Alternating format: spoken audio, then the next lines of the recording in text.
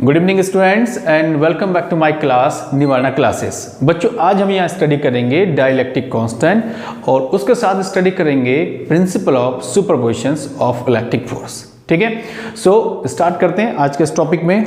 सबसे पहले हम बात करेंगे, the first topic is dielectric constant.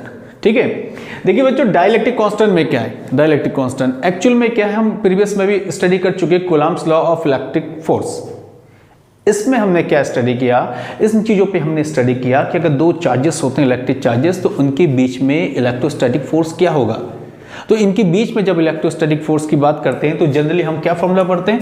हम ये फॉर्मूला पढ़ते हैं F equal to 1/4πε0 Q1 Q2 divided by R square.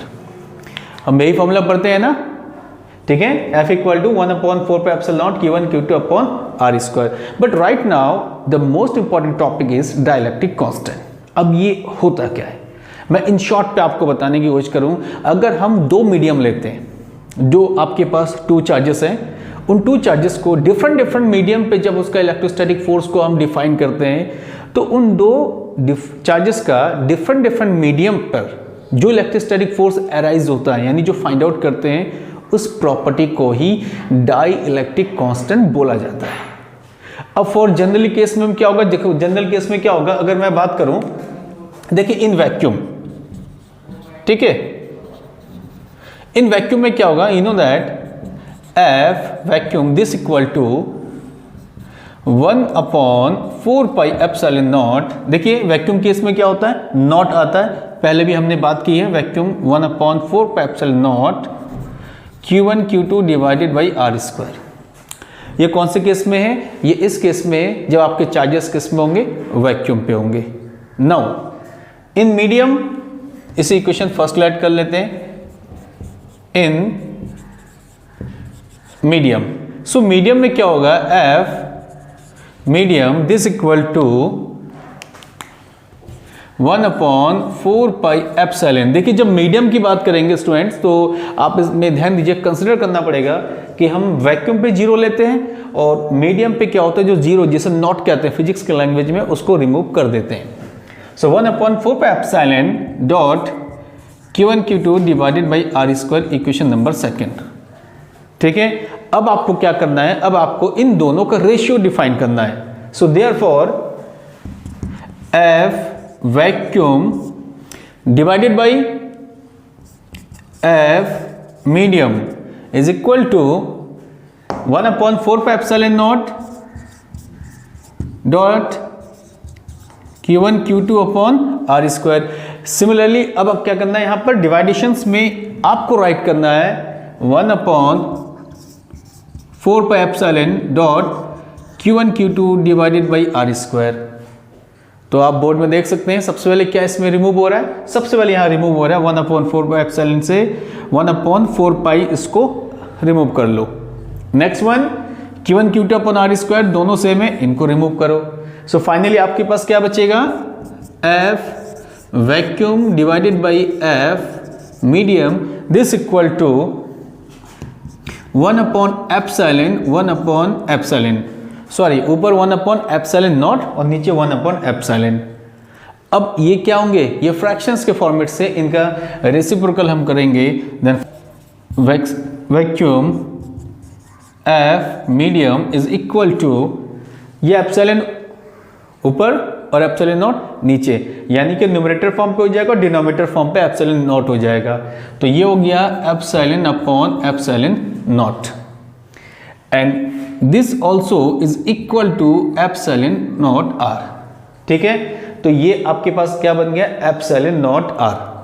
और इसी को हम लोग क्या कहते हैं, इन शॉर्ट में आप राइट कर सकते हैं F vacuum upon F medium this equal to epsilon R, this equal to epsilon upon epsilon. ठीक है, और चाहे तो इनको इन शॉर्ट पे आप राइट कर सकते हैं K, and this is called die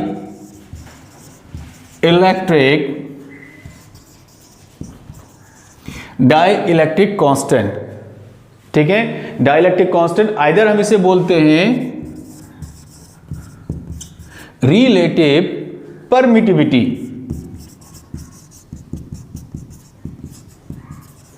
relative permittivity भी इसे बोला जाता है। Why we call it is relative permittivity?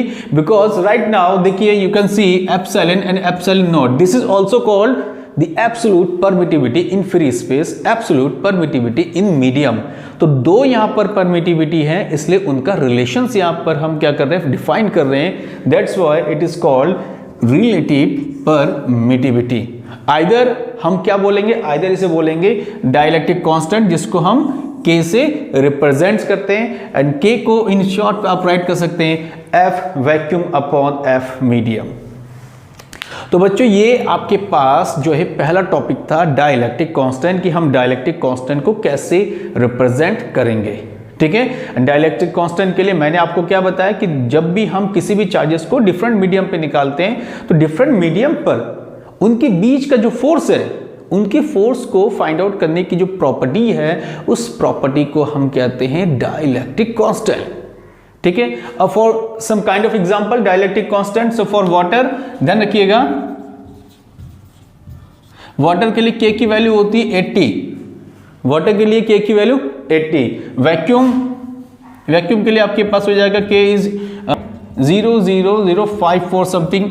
K के लिए आपके पास इन केस वैक्यूम में हो जाएगा आपके पास कितना 1.0054। ऐसे करके मैनी मोर जो होता है डाइलेक्ट्रिक कांस्टेंट की हमारे पास वैल्यूज होती हैं। इन चीज़ों को आपको नोट करना पड़ेगा। ठीक है, डिफरेंट एलिमेंट्स मिलेंगे, उनके पास आपके कांस्टेंट की वैल्यू डिफरेंट होगी। ठीक है, अब इसके बाद हम नेक्स्ट टॉपिक में चलते हैं। अब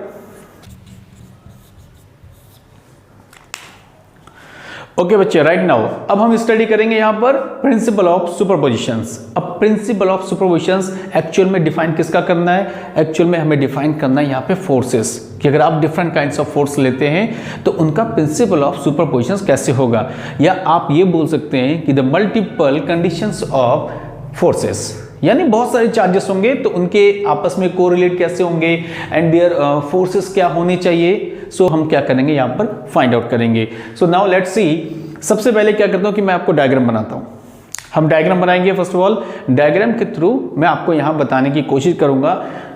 देखिए डायग्राम में क्या है, ये x हो गया, ये y एक्सिस हो गया। ओके, यहाँ पर एक x एक्सिस और y एक्सिस। एक देखिए सबसे मोस्ट इंपॉर्टेंट थिंग जो पॉइंट यहाँ पे की पॉइंट होता है, स्टूडेंट्स आप ध्यान दीजिएगा कि जब भी हम फोर्स की बात करते हैं, फोर्स में टू चार्जेस होते हैं। टू चार्जेस जब होते हैं और जब इनका मल्टीपल रिलेशन निकालने की कोशिश करेंगे तो एक चार्ज को हमें पहले कंसिडर करना पड़ेगा। जब एक चार्ज को हम कंसिडर करेंगे तो बाकी सारे चार्जेस इनके साथ धीरे धीरे उनको रिलेटिव फॉर्म पर लेके आएंगे। ठीक है, सपोज दैट कि ओ पर आपके पास चार्ज है, यहाँ पर क्या है, नॉर्मली Q1 है, जो ओ स्टार्टिंग पॉइंट है। ठीक है, स्टार्टिंग पॉइंट लेट करते हैं, यहां से एक पॉइंट लेट करते हैं, दिस इज, यहाँ पे चार्जेस Q1 है, तो यहाँ पे डिस्टेंस क्या होगी, डिस्टेंस R1 यहाँ पर होनी चाहिए। ओके, यहाँ से एक और पॉइंट लेते हैं और एक पॉइंट यहाँ लेते हैं, तो इसको लेट करते हैं Q2 और इसको लेट करते हैं Q3। इनको आप मीट करें लाइक दिस, तो ये हो जाएगा R2 और ये क्या होनी चाहिए R3। ठीक है, थोड़ा सा इसको और आगे हम लोग इंक्रीज करते हैं तो कोई परेशानी नहीं है। अब इनको ऐसे करके मीट कर दो।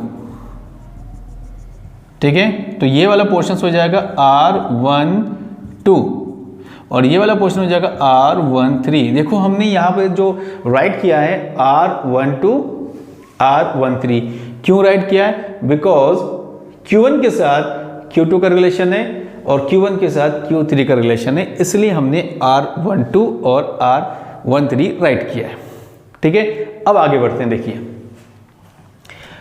इनका डायरेक्शंस होगा, सो इसका फोर्स का डायरेक्शंस कैसे होगा, लाइक दिस F13, ये 2 है ये 1 है, तो इनका डायरेक्शन ऐसे जाएगा F12।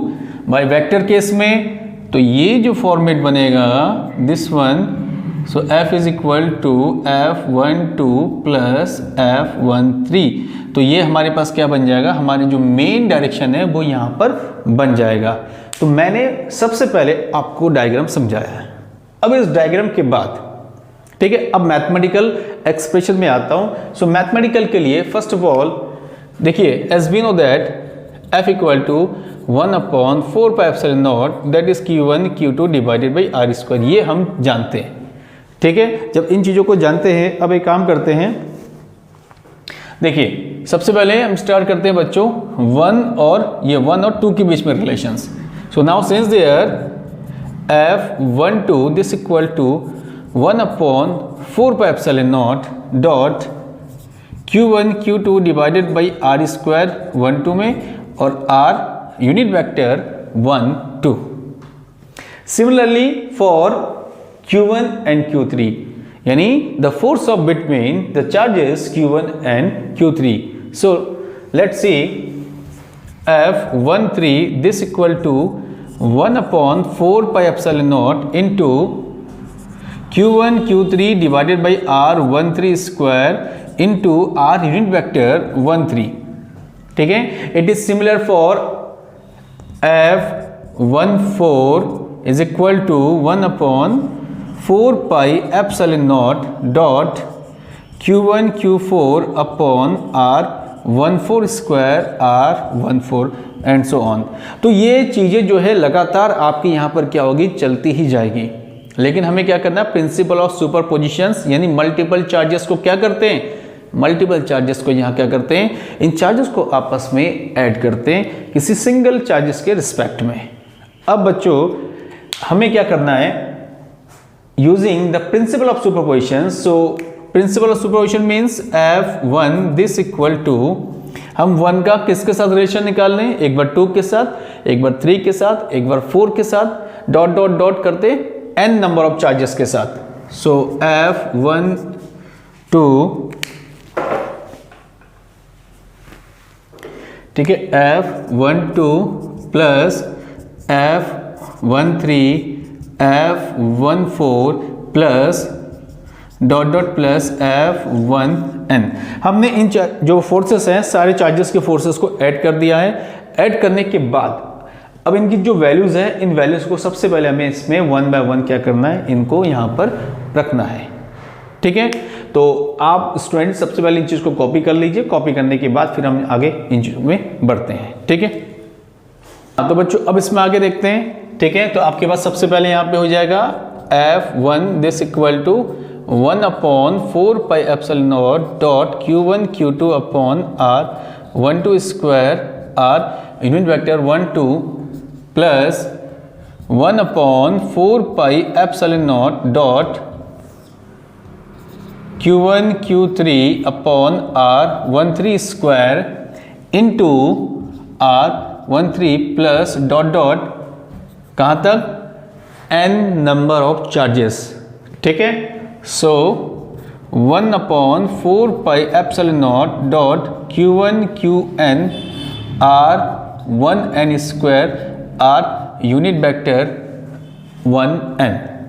इनमें कॉमन क्या है, इनमें कॉमन है देखिए 1/4 pi epsilon naught into Q1 common है तो उसको कॉमन लीजिए।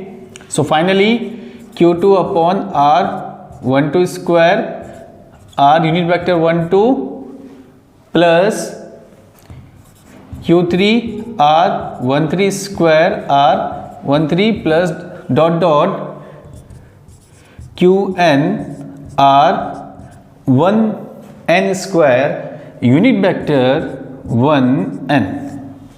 ठीक है, अब क्या करना है इसमें, अब आपको देखिए कर लिए बच्चों। ठीक है, अब हमें क्या करना है कि इसमें इसको समीशन के फॉर्म पे यूटिलाइज करना है। सो आप समीशन के फॉर्म पे देख सकते हैं, this is 1/4 pi epsilon naught into Qn और समीशन ऐसे यूटिलाइज करेंगे। सबसे पहले Q के फॉर्म पे, तो Q को राइट करो यहाँ पे I और यहाँ पे R1I स्क्वायर। ठीक है, और यहाँ पे हो जाएगा R यूनिट वेक्टर 1I। ठीक, देन स्टार्टिंग कहाँ से देखिए 1 से लेकर आपके पास, तो फाइनली I इक्वल टू आप 1 रखेंगे और फाइनली हम कहाँ तक पहुँचेंगे, यहाँ पहुँचेंगे हम लोग n तक। तो ये जो टॉपिक थे आपके पास principle of superpositions of multiple charges, यानी जितने चार्जेस हैं उनको लेकर आपके पास क्या फोर्स का एक्सप्रेशन हो सकता है, वो चीज़ हमने यहाँ पे डिफाइन की है। बट ये सिंपल फॉर्म पे था। अभी हमें क्या करना है बच्चों, अभी हमें इनको डिफाइन करना है वेक्टर के फॉर्म पे, कि वेक्टर के फॉर्म पे आप इन चीज़ों को कैसे रिप्रेजेंट करेंगे। सो let's C in the form of vector. So vector में देखिए क्या होगा, वेक्टर में अब वेक्टर केस में क्या होगा, जनरली इसी चीज़ों को हम रिपीट करेंगे। सो फाइनली आप राइट कर सकते हैं F1 दिस इक्वल टू, ठीक है, F12 जैसे हमारे पास है तो F12 को हम राइट कर सकते हैं 1/4 पाई एप्सिलॉन नॉट, ठीक है, डॉट Q1 Q2, यहाँ पे हो जाएगा modulus of R1 vector modulus of R2 dot R1 minus R2 divided by modulus of R1 यहाँ पे स्क्वायर R2। ये हमारे पास क्या हो जाएगा, हमारे पास हो जाएगा वेक्टर का यहाँ पर एक फॉर्मेट हो जाएगा। टर्म्स में आया तो same kind F13 this equal to 1/4 pi epsilon naught dot यहाँ पर हो जाएगा Q1 Q3 and here R1 minus R3 square into, जो यहाँ पर क्या होता है बच्चों, यहाँ पर होता है हमारे पास unit vector. So remove the conditions of unit vector R1 minus R2 and here divided by R1 minus R3, ठीक है। सो फाइनली कहाँ तक पहुँचेंगे, इसको पहुँचेंगे हम लोग n number of charges. F1n is equal to 1/4 pi epsilon naught into Q1 Qn R1 Rn into unit vector case replace R1 minus Rn and here divided by R1 minus Rn, ठीक है, यहाँ पे square. अब इन चीज़ों का फिर से summation कर देते हैं, ठीक है। तो अब समीशन करने पर क्या होगा बच्चों, देखिए समीशन करने पर यहाँ पर finally F1 this equal to F12 plus F13 plus dot dot F1n, ठीक है। तो यहाँ हो गया 1/4 pi epsilon naught Q1 Q2 R1 R2 square into R1 minus R2 modulus of R1 R2 plus dot dot final कौन से term तक, n terms तक 1/4 pi epsilon naught Q1 Qn 1/R1 minus Rn square into, अब कितना होगा students, R1 minus Rn 1/R1 minus R1, ठीक है। Common क्या लेंगे, सिंपली हम कॉमन लेंगे Q1/4 पाई एप्सिलॉन नॉट और यहाँ पर क्या बचेगा आपके पास Q2/R1 माइनस R2 का square dot R1 minus R2 R1 minus R2 plus dot dot Qn divided by R1 minus Rn square into R1 minus Rn divided by R1 minus Rn, ठीक है। ये हमारे पास बच जाएगा। अब क्या करना है, समीशन फॉर्म पे कन्वर्ट करना है। सो समीशन के फॉर्म पे कन्वर्ट करने के लिए यहाँ पर क्या करते हैं, Q1/4 पाई एप्सिलॉन डॉट और यहाँ समीशन में ऐसे राइट करो सबसे पहले, तो यहाँ पे हो जाएगा QI, यहाँ पे आपके पास R1 minus RI square into यहाँ पे होगा R1 minus RI again RI minus R1 minus RI and starting from I equal to 1 से कहाँ तक, n तक। तो ये हमारे पास हो जाएगा f का किसके फॉर्म पे, वेक्टर के फॉर्म पे। तो स्टूडेंट्स आज के टॉपिक में हमने आपको बताया सबसे पहले डाइलेक्ट्रिक कांस्टेंट और उसके बाद principle of superposition of multiple charges, simple form as well as vector form, ठीक है। कल हम एक नए टॉपिक के साथ आपको हमारे क्लास के साथ कनेक्ट करेंगे और याद रखें आज की वीडियो आपको कैसा लगा तो आप अपने फीडबैक हमारे कमेंट बॉक्स में ज़रूर दें। साथ ही हमारे चैनल को सब्सक्राइब करें और हमारे चैनल के साथ आप एवरीडे सारे वीडियोस के साथ कनेक्ट रहें। Thank you.